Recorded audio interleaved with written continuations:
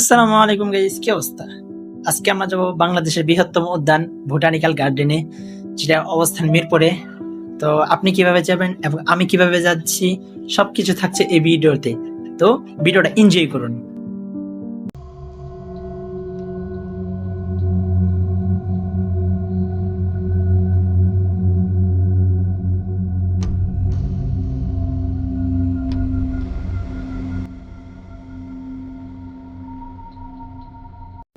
আপনি যেখানেই থাকেন না কেন সেখান থেকে চলে আসবেন উত্তর মেট্রো স্টেশনে। এখান থেকে আবার চলে যাবেন মিরপুর 10-এ। তো আমরা এখন টিকিট কাটার জন্য উপরে যাচ্ছি। আজকে অনেক রোদ উঠছে, সকাল সকাল প্রায় 7টা বাজে, এখনই বের হয়ে পড়ছি আমরা। একটা রেপিড পাস লাগবে, তো আরেকটা টিকিট লাগবে। আমার বন্ধু রেপিড পাস আছে, তো তার কাছে রিচার্জ করবো এখন রেপিড পাসে। তো আমি কাটবো টিকিট। আমার টিকিট কাটার সময় কিছু সমস্যা হয়েছিল, টাকা নিচ্ছিল না, তার কাছে ভাঙটি ছিল না, তো মিসিং এ সেজন্য একটু সমস্যা করতেছিল। তো ফাইনালি আমি টিকিট পাই গেছিলাম পরবর্তীতে। সিরিয়াল ছিল সেজন্য আমি মিসিং এ টিকিট কাটলাম। আমার ভাড়া লাগলো 40 টাকা। সেখান থেকে এই যে কার্ডটা নিয়ে চলে যাবো এখন সোজা উপরে। তো কাঠ ঘুরাইতে ঘুরাইতে চলে আসলাম উপরে। আমি আইসে দেখি এখনো ট্রেন আসে নাই। তো পিছনে তাকাই দেখি একটা বিমান যাইতেছে। তো এই যে বলতে বলতে ট্রেনে এসে পড়লো। ট্রেন অনেক স্পিড আছে, অনেক ভালো আছে, আমার কাছে খুব ভালো লাগে। আমি কখনো কোনো জায়গায় গেলে, মতিঝিল পর্যন্ত কোনো জায়গায় যাওয়ার হলে আমি মেট্রো দিয়ে চলাচল করি। তো এরকম দাঁড়িয়ে থাকতে থাকতে ট্রেনের ভিতরে ঢুকে পড়লাম। অন্য দিনের তুলনায় আজকে এই স্টেশনে অনেক মানুষ কম ছিল। তো আমি ঢোকার পর প্রথম প্রথম জায়গা পাইনি, ভাগ্যটা খুব খারাপ ছিল, কি আর করবো। তো ওদিক তাকাই দেখি আমার বন্ধু আমাকে ডাকতেছে বসার জন্য। তো ওর কাছে চলে গেলাম। যাই দেখি পাশে রোদ। সকালবেলা রোদটা খুবই হয়, পুষ্টিকর হয়, শরীরের জন্য খুব উপকার। রোদটা খুব ভালো লাগতেছিল। আর বাহিরের দৃশ্য তাকাই তাকাই দেখি দৃশ্যটা খুবই সুন্দর, আকাশটাও খুব ভালো লাগতেছিল। এমনি আজকে অনেক ভিতরে মানুষ কম ছিল, সবাই বসেছিল। পরে স্টেশনে দেখি মানুষ আরো কম, বেশি মানুষ ছিল না, খুবই কম ছিল আজকে অন্য দিনের তুলনায়। আজকে বাহিরের দৃশ্যটা কেমন জানি আজকে অনেক অন্য দিনের তুলনায় আজকে একটু বেশি ভালো লাগতেছিল। বাহিরে আকাশ উপভোগ করতে করতে করতে করতে চলে আসলাম আমার গন্তব্যে। আমি এখন আইসা পড়লাম মিরপুর 10-এ। তো একটু গেট দাঁড়ায় থাকতে হয়। দাঁড়ায় থাকার পরে আমি বের হলাম, আর সবাই ঢুকলো, কি আর করব।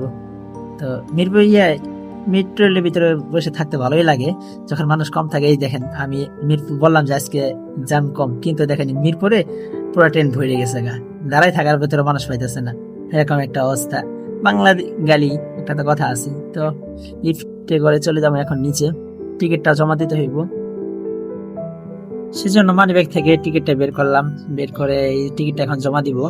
এই যে ভিতরে ঢোকাই দিলাম, জমা দেওয়া হয়ে গেছে তো এখন হাঁটতেছি ওই পাশ দিয়ে বের হবো। তার কারণ হলো গিয়া এই হাঁটতে হবে একটু সামনে, না হাঁটলে এই পাশ দিয়ে প্রচুর জ্যাম থাকে। সকালবেলা রিক্সা ভাড়াও বেশি চা, এই জন্য তাড়াতাড়ি করতেছিলাম যে একটু ঘুরবো বেশিক্ষণ, আজকে পুরোটা জায়গা ঘুরে শেষ করবো, সেজন্য তাড়াতাড়ি করতেছিলাম। ওটুক ভিডিও আর দেখালাম না। তো এখান থেকে রাস্তা পার হইতেছি, পার হওয়ার পথে কয়েকটা পুলিশ মামারও দেখলাম। মামারা মনে হয় রাতের ডিউটি পালন করার পর এখন মানে বাসায় যাবো, এই অবস্থা। সবার চোখে দিয়ে ঘুম ঘুমে একটা অবস্থা পুলিশদের। তো আমরা ফুটপাতে হাঁটতেছি। আমরা মিরপুর স্টেডিয়ামের পাশ দিয়ে যাইতে হয়। এখান থেকে আপনি যদি যেতে চান তাহলে এখান মিরপুর 10-এ নামার পর স্কলার পাবেন, বোটানিক্যাল গার্ডেনে যাবো, অথবা মিরপুর ফায়ার সার্ভিসের ওইখানে যাবো। ওইখান থেকে আরেকটা রিক্সা নিয়ে যাবেন বোটানিক্যাল গার্ডেনে, তাহলে আপনি নামাই যাবো, ওই যে বোটানিক্যাল গার্ডেনে নিয়ে যাবো। যাইতে হলে গিয়ে এই যে এই পাশ থেকে হাঁটার পর এই সামনে যে ফ্লাইওভারটা দেখতে পারতেছেন, এই ফ্লাইওভার দিয়ে রাস্তা পার হয়ে ওই পাশে যাইতে হবে। ওই পাশ থেকে আমি হাইটে হাইটে যাবো, তার কারণ সকালবেলা আমি আজকে সকালে করে হাঁটাহাঁটি করে কোনো ব্যায়ামও করা হয় নাই। তো ভাবতেছি একটু হাইটেই যাই আজকে, সেজন্য ফ্লাইওভার দিয়ে আমরা ওই পাশে যাবো। ফ্লাইওভার ওঠার পর এরকম একটা দৃশ্য দেখবো যা আমি কল্পনা করিনি। মানুষ কতই না হলে পরিবারের জন্য কষ্ট করে, বা ভাবতেই কেমন জানি লাগে। বাবা হওয়া খুব একটা কষ্টের জিনিস। তো আর কোনো কথা না বলি, তো এখন রাস্তা নিয়ে ফ্লাইওভারের নিচে নামতেছি। নামার পর এই পাশে অনেক মিষ্টি দোকান আছে। সকাল সকাল মিষ্টি দেখে জিভটাতে পানিও এসে পড়ছিল, মিষ্টি খাইতে মন চাইতেছিল, কিন্তু না, খাবো না। আমি মাত্র একটু আগে ভাত খাইছি। এখান স্কুল টাইম শুরু হয়ে গেছে, আসতে আসতে প্রায় আধা ঘন্টা লেগে গেছে। তো এখান থেকে যে কোনো একটা স্কার বললেই ফায়ার সার্ভিস যেমন, তো আপনাকে এখান থেকে নিয়ে যাব। একটু হাঁটতে হইব সকাল সকাল, আজকে অনেক রোদ উঠছিল, প্রায় 8টা বাজে গেছে এখন। মিরপুর স্টেডিয়ামের পাশে এই পাশ দিয়ে হাঁটলেই আপনার বাম পাশ দিয়ে হাঁটলেই আপনি অনেক রিক্সা পেয়ে যাবেন। তো আমরা একটা রিক্সা পাইছি, তো এটা নিয়ে একটু যাব মিরপুর বোটানিক্যাল গার্ডেনে। তো বোটানিক্যাল গার্ডেনের পাশে আসলে গিয়া বাংলাদেশ যে বৃহত্তম যে চিড়িয়াখানা আছে সেটা অবস্থান। যার পথে হাতের বাম পাশে কিছু কয়েকটা গাছ দেখলাম, গাছগুলো খুব ভালো লাগলো আমার কাছে, কেমন জানি খেজুর গাছের মতো লাগলো, কিন্তু আসলে এটা খেজুর গাছ না। তো দেখতে দেখতে আমরা চলে আসলাম। আমি গার্ডেনে একটু আগে নেমে বসছি, তার কারণ হলো কেন একটু পিপাসা লাগছিল, গলা শুকায় গিয়েছিল, এরকম একটা অবস্থা, তো একটা ঠান্ডা কিনলাম। এভরিওয়ান, আমরা এখন আছি বাংলাদেশের সবচেয়ে বৃহত্তম উদ্যান, জাতীয় উদ্যান। এটা এর পাশে হলো গিয়া মিরপুর চিড়িয়াখানা, যেটা বাংলাদেশের ভিতরে সবচেয়ে বৃহত্তম একটা চিড়িয়াখানা। তো আমরা এখন উদ্যানে যাওয়ার জন্য টিকিট কাটতেছি, আমাদের সাথে আসেন। তো ভাড়া টিকিট বেশি না, মাত্র 30 টাকা। তো 2টা টিকিট নিলাম। আমি কিন্তু ফকির, আমার মানে কোনো টাকা নাই, সব আমার বন্ধুই দিতেছিল। এত বড় উদ্যান হিসেবে মাত্র 30 টাকা টিকিট আমার কাছে মানে খুব অবাকই লাগলো। বাংলাদেশে অনেক খুবই কম দামের টিকিট এটা। 2টা টিকিট নিলাম। এই যে উদ্যানটা বাংলাদেশের বৃহত্তম জাতীয় উদ্যান, এই উদ্যানটা প্রায় 200 একর জমিনের উপর নির্মাণ করা হয়েছে। প্লাস এই উদ্যানটা এত বড়, আমি একদিনে কখনো ঘুরে শেষ করতে পারবেন না। প্লাস পয়েন্ট, এখানে অনেক নাটকের শুটিং হয়। আমি বর্তমান যে জায়গায় দাঁড়ায় আছি, এই জায়গায় মানে কোনো নাটকের শুটিং হয় এখানে। আমি এর আগে যখন আসছিলাম তখন দেখছি সামনে একটা খালও আছে, আপনি এখানে অনেক এনজয় করতে পারবেন, ফ্যামিলি নিয়ে আসতে পারবেন।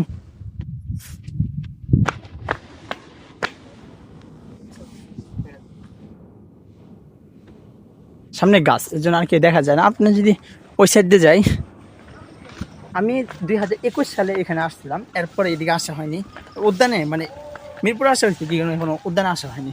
প্লাস আমি যখন আসছিলাম এখানে আমি দেখছি যে মাছ ধরে আর কি, এত বড় বড় মাছ যে আমার মতো একটা মানুষে খাই ফেলতে পারবো, এত বড় বড় মাছ আছে এখানে, সহজে এখানে কেউ নামে না। আর এদিকে দেখেন কত জায়গাগুলো কত সুন্দর। এই উদ্যানের পাশেই কিন্তু চিড়িয়াখানা, মানে ওইখানে যে বানর ডাকতেছে, যে শুনতে পারতেছি আমি, কত সুন্দর রাস্তাঘাট। ঢাকার ভিতরে এরকম একটা প্রকৃতির স্পর্শ পাওয়া খুবই চমৎকার একটা জিনিস।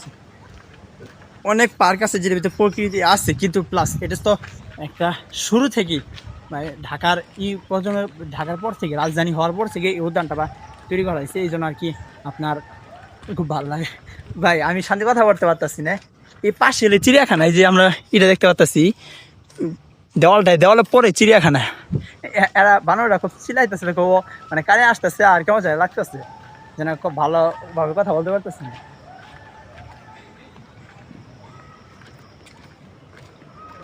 এমন কিছু কিছু গাছ আছে যেগুলো দেখলে আপনি অবশ্যই মুগ্ধ হবেন, যেগুলো গাছ আপনি কখনো দেখেন না সেগুলো গাছে এই জায়গায় দেখতে পারবেন। যেমন এখানে শাল গাছ আছে, মানে আমরা শাল বাগান, যে শাল বন অনেক যে সময় যে বলি, অনেক সময় শুনতেও পাই, এই যে এগুলো হল গিয়া আমরা দেখতে পারতেছি ক্ষুদ্র ক্ষুদ্র একটা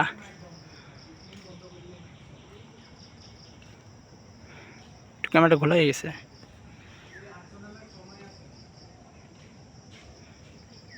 এগুলো হলো গিয়া শাল বাগান,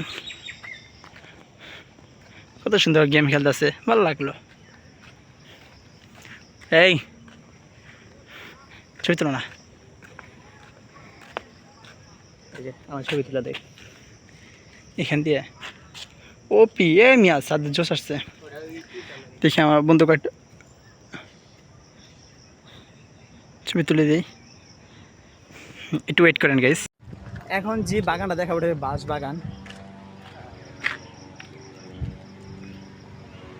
না এটা না, এটা এখন ওটাকে বাঁশ বাগান দেখাবো। মানে বিভিন্ন ধরনের বাঁশ আছে, সামান্য কঞ্চে, আপনার কি কঞ্চে চিনে, কঞ্চের সমান কিছু বাঁশ আছে, এগুলো বড় হয় না, শুধু কঞ্চে বাঁশ বলে আর কি চিনে। আমি লেখা দেখছিলাম কঞ্চে বাঁশ। এখানে দেখেন এই যে বাঁশ বাগান শুরু হয়ে গেছে গা। জাতীয় উদ্যানের ভিতরে মানে মানে হরেক রকমের গাছ আছে, একদিনে করে কখনো শেষ করা যায় না। দেখেন কি কি মোটা মোটা বাঁশ।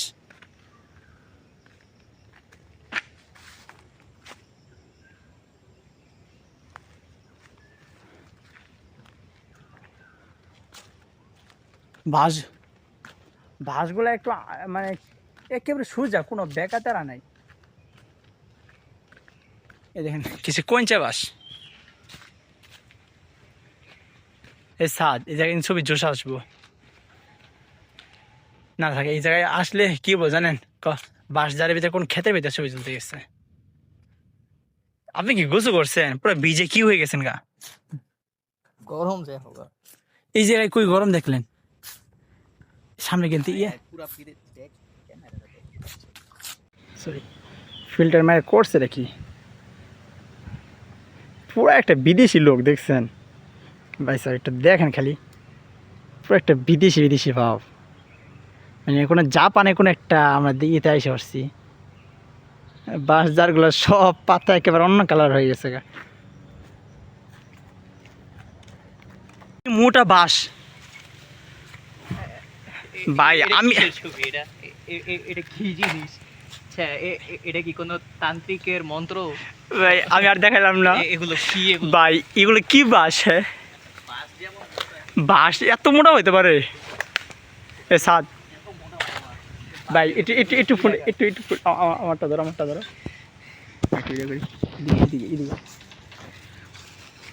ভাই দেখেন আমি এরকম এক মোটা করে হয় না, কথা হয়ে যায় এরকম করে ধরতে হইতেছে। কি মোটা বাস দেখতে পাচ্ছেন, মানে আর একটু 2 ইঞ্চি মোটা হলে আমার কুরবানি হয়ে যেত ভাই। আল্লাহ। আমি এখন উপর উঠতেছি তার কারণ লাগে এই বোর্ডা এই গার্ডেনের ভিতরে এত সুন্দর একটা বাগান আছে যা কল্পনা বাহিরে। আপনি খালি একটু ভিউটা দেখেন গাইস। এখন তো শীতের সময় না, শীতের সময় ফুলগুলা ফুটলে এত সুন্দর লাগবে। ওই যে বাড়িগুলা দেখতে পারতাছি, এত রূপ যত এরিয়া আছে সবগুলা শুধু গোলাপ ফুল। এটা হলো গোলাপের বাগান। এত সুন্দর ভিউ, আমার কাছে খুব ভালো লাগছে। শুধু খালি সামান্য সাইড সুইডে কয়েকটা গাছ লাগানো আছে, আচ্ছা পুরোটাই গোলাপ ফুলের বাগান। এভরিওয়ান, মানে বাগানটা এত বড় যা কল্পনা বাহিরে। আমি আপনাদেরকে কীভাবে আসতে হইব সেটা তো দেখাই দিলাম, আপনি আইসে ঘুরে যান। আমি পুরাটুক ভিডিও মানে পুরো উদ্যানের ভিডিওটা দিতে পারবো না, সে আন্তরিকভাবে দুঃখিত।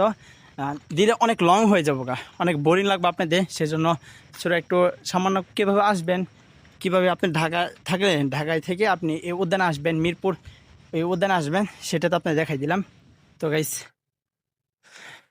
ভালো থাকবেন, পরবর্তী কোনো আরেকটা ভিডিওতে দেখা হবে। ততটুকু পর্যন্ত সবাই সুস্থ থাকবেন এবং আমার জন্য দোয়া করবেন। আল্লাহ হাফেজ।